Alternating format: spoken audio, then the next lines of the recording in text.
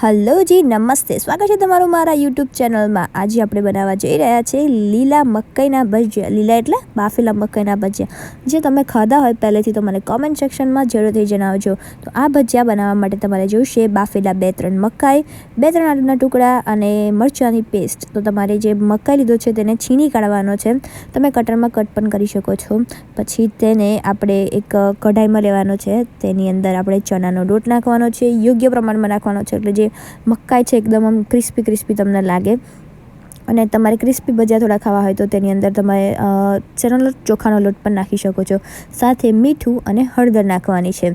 અને બધું નાખાઈ જાય, બધું મિક્સ કરવાનું છે. અને તેની અંદર આપણે જે લસણ કીધી આવ્યું, આદુ મરચાંની પેસ્ટ કરી છે તે નાખવાની છે. અને હા, આમાં સહેજ પણ અંદર પાણી ઉમેરવામાં આવશે નહીં. જો તમે પાણી નાખશો તો તમારા ભજીયા થશે જ નહીં. પછી મસ્ત તેલ ગરમ કરવાનું છે અને આ ભજીયા તળી નાખવાના છે.